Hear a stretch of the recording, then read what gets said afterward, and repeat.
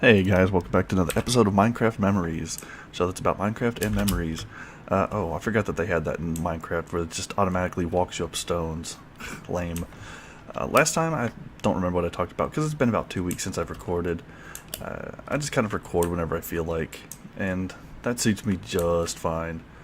I was trying to think about, because I wanted to record today. I was like, it's a good night to record. I got a little bit of book writing done. Got a bit of revision done. I think I get a little bit of recording done. All I have left to do is do a little bit of drawing, and I've hit the perfect trifecta of 4 different things. Trifecta. This time, I was thinking about this. Well, first of all, in terms of building, I've built worlds before, and I've always had a Temple of Fate. Now, what the Temple of Fate is, what happened was, the Temple of Fate is an area where you go, you push a button, and a random block pops out. I think that maybe I can incorporate this into one. A Temple of Fate where I push a button, a block falls, and then I have to incorporate that into a build. And then I'll maybe do it so that I throw it into this well, and then using magic hopper powers, it goes back up into the top. I don't know how hoppers work, but I think I can figure it out. I'm sure that some Minecraft genius out there has it. But today, I don't think I'm going to do that. That's just a future build, because that requires a whole heck of a lot more work than I'm able to do. I want to do something with these blocks in my bar here because they look really cool together. And maybe down in here, what is this? A cave? This place is Cave City. Why is it bright down here? Oh, that's why. In terms of let's find a spot to build, and then I'll just start yammering away. I want somewhere fairly flat. Okay. Maybe, okay. So this is the shrine. I forgot what the guy's name is. Bone. No, it didn't say what his name was. Dang. I'll have to fix that later. I think what I'm going to do is maybe into this hillside here, carve out a few kind of Celtic-looking homes. Because I imagine that this guy was kind of like a Celtic saint.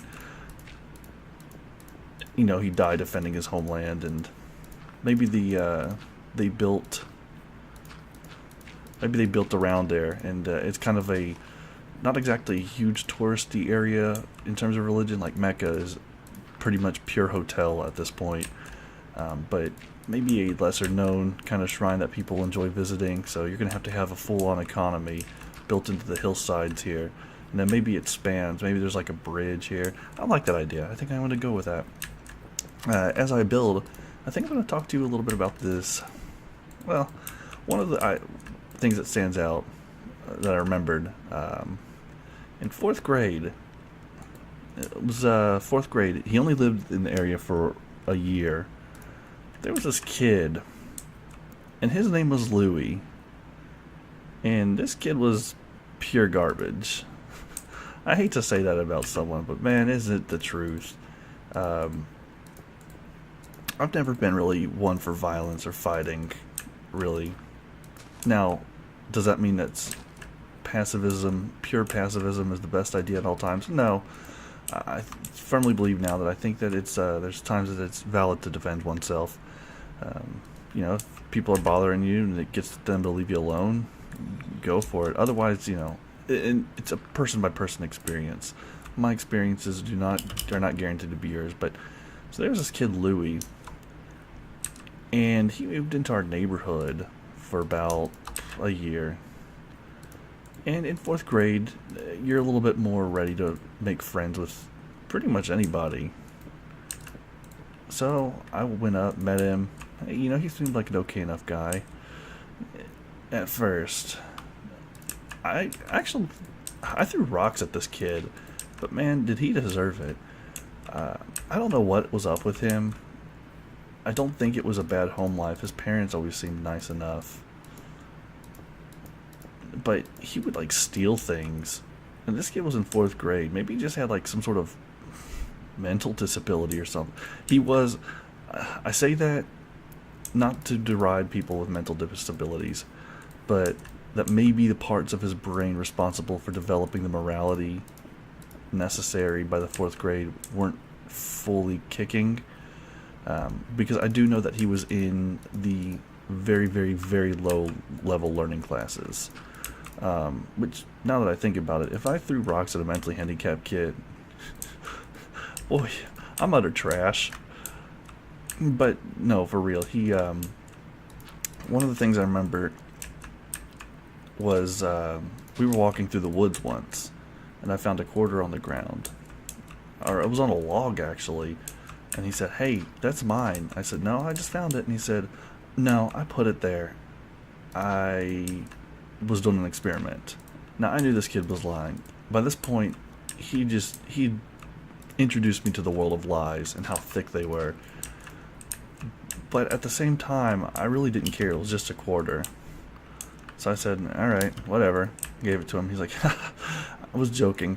I didn't actually put it there. You fell for it. But it's mine now." So this was that kind of caliber of person. Not the kind that you would... He's not really good company. And I pretty much let him get away with a lot. I think it was like... Oh, what was it? We were pretty poor at the time.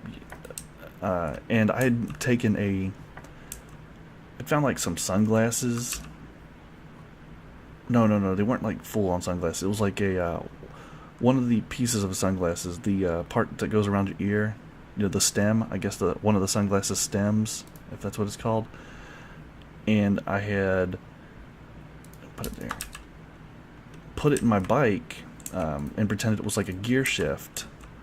Well, hey, funny enough, that gear shift disappeared right about the same time that Mr. Louie found one. "Hey, that's mine," I told him.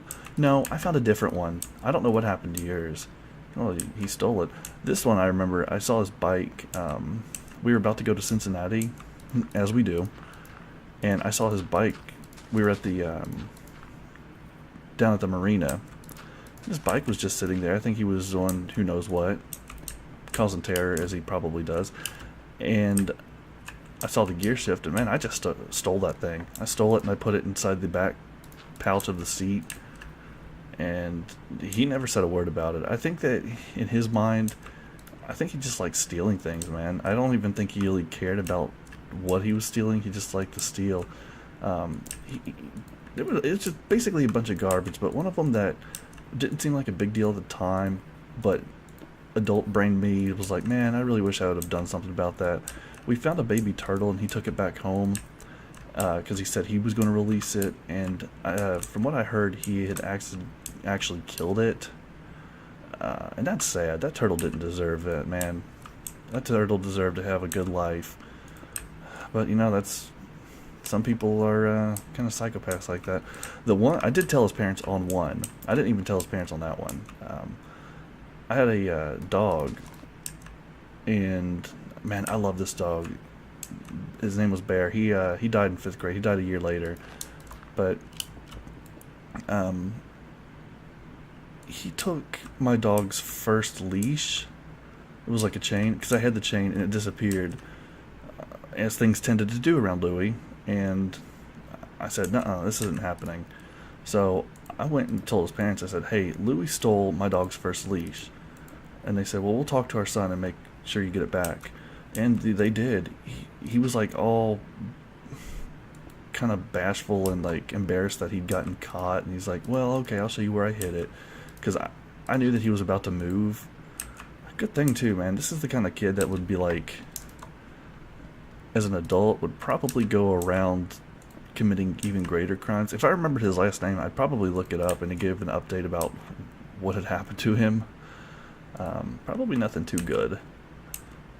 He wasn't the... he needed a lot more structure in his life than he was getting. His parents moving and living there for only a year indicates to me that he probably moved around quite a bit, and maybe that had something to do with it, but Nah, some people are also just kind of terrible people, and he might have been one of those. Um, there was always kind of a host of really interesting people, kids living in the area, um, and you don't think of anything about their life story as a kid because you're like, oh well, I'm just a kid. I don't really yada yada yada. They're kids just like me. You're able to empathize on a very base level, but you're not able to really fully comprehend that maybe they live completely different lives that aren't as nice as yours. Uh, One of them that comes to mind was this kid named Shane. Um, like Louie, he lived in the area for about a year, but unlike Louie, he was a pretty cool kid. Most of the kids that came and went were fairly cool. I like that. Now we just got to figure out ways to connect. Make it pop a little bit with. Let's give it a runic lip. Whoops. Whoops. I'm going to call this the runic lip.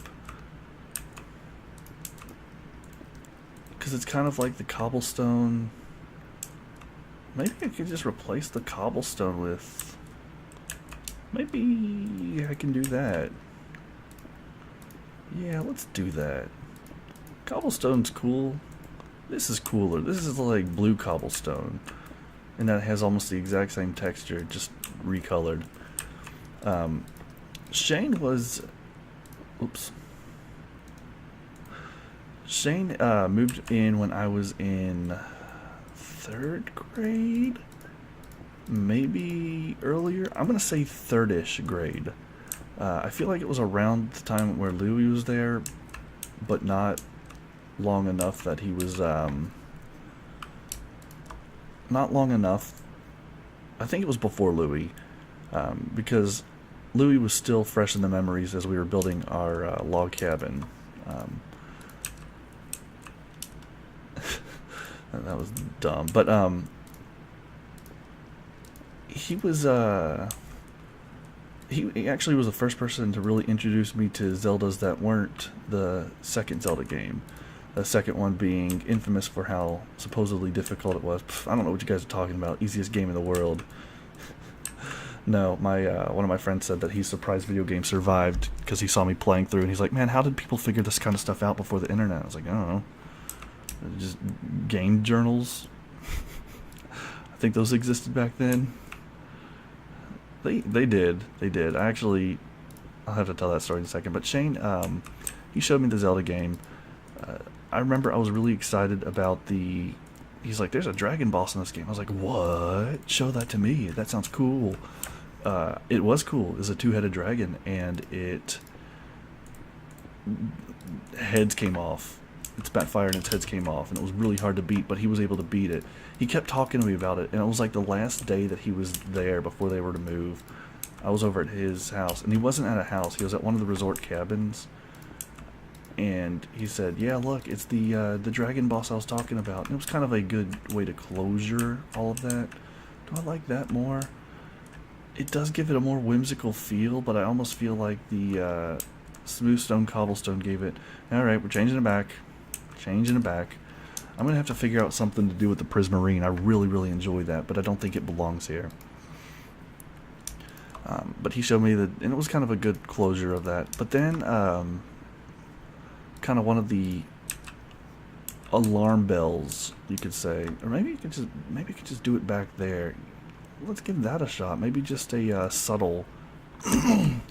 Maybe the runic lip is just a subtle blue lip. Sure, why not? This was called. But it was like the day before they were to leave. His sister, he had a younger sister, she disappeared, and they were looking all over for her, and no one knew where she was, no one knew where she went to. My sister Amber said, hey, I know where she is. She was hiding in our doghouse because she didn't want to leave. Now, that could be two things. That could be kids doing dumb kid things, because kids do dumb kid things. Or that could be something a little bit more indicative of why are you so afraid of your family? kind of pause for concern. But so she's like, she made me promise not to tell any of the adults. So we exploited a loophole in the law, and I told one of the adults after she told me.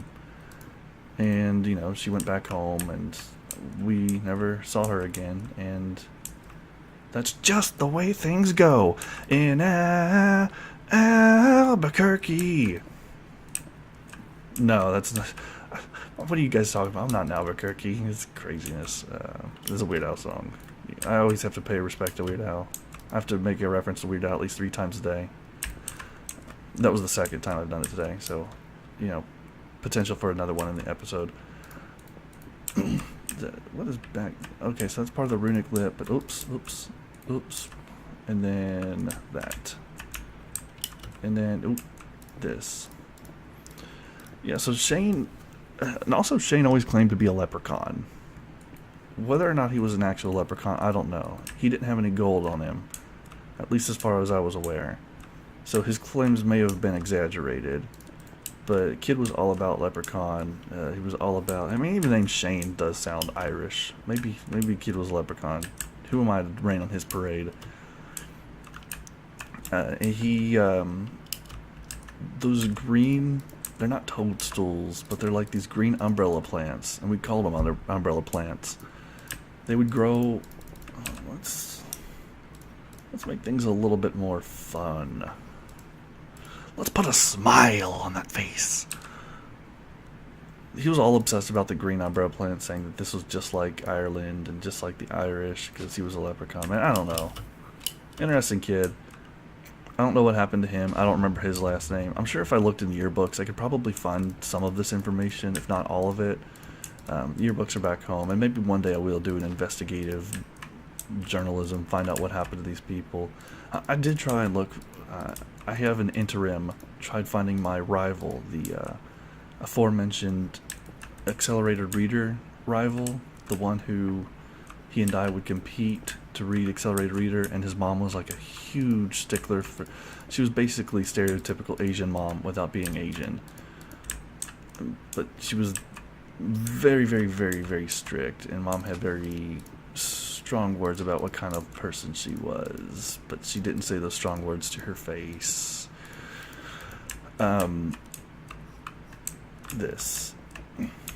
But I have tried looking up him, and I have yet to find any information. Now, his first name Nicholas, the last name's pretty common, and none of them. I remember his brother's name. He had 2 other brothers. A brother named Alexander and a brother named Zachary, because they were also super, super, super Catholic, and saint names are good ways to get into Jesus' shining grace, I'm assuming. But I tried looking him up because, you know, how hard is it to find a person with a common name? A little difficult, but if you know their brothers and sister names, maybe you could find a Facebook or something. But no, I have no idea what happened to them, man. They could. The last I heard, they were moving to St. Louis, Missouri, and so I looked up St. Louis area, those names, and nothing. Nobody knows what happened to them, and they've been missing since to this day. Spooky. I would like to know, just to kind of see, see how he's doing. Kind of say, hey, you remember me? We did the accelerated reader rival thing. You won once, I won once. We used to sit on the bus all the time together in 6th grade, chatting with one another. We sat in the. We would always sit in the second to front seat, because the front seat was this kid named Michael Wolford sat in, and he had a mental disability. I don't think he was extremely, extremely low functioning, but he was low enough functioning that everyone was like, "Oh yeah, Michael Wolford, yeah, he's the." He's got the problems, but he would always sit in the front seat, and we'd let him. We as if we had a choice. I mean, we didn't want to disturb that. One time, we were driving, and you know those causeway bridges that are sometimes over small, shallow pockets of water? We were driving and like this big truck came by and it got really close to the bus and it like knocked off the side of the window, or not the side of the window, but the side mirror, and it busted and it got glass on him. He didn't get cut, but I just remember saying, "Oh yeah," telling Mom what happened, and she said, "Oh, of course it was Michael Wolford." I was like, "Well, I mean, he was sitting there, so yeah, it makes sense that it was him." I kind of like that. I'm thinking maybe that this is a kind of a town meeting area. That's a lowly house. I spit upon the house. Actually, no, that's a rich person's house because of the proximity to that. So they have kind of high social standing. This is going to be kind of a town meat hall. Meat. And then we're just going to put a line of gobble, cobble, boggle. I'm losing my marbles. I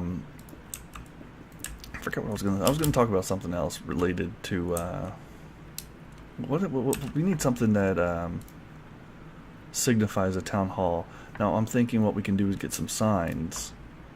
Sign everywhere, a sign. There's a sign. And because they are like Vikings in this area, they probably have rune stones, which would be gobble. No, we should make them. I don't know what we should make them. We could do a furnace. Definitely, the inside's gonna have a furnace. It's gonna have a furnace here and here. It's gonna be a dual furnace because they're gonna cook food, and then the elders are gonna meet at a stone table. This is like a culture that sits and eats, like sits on the floor and eats.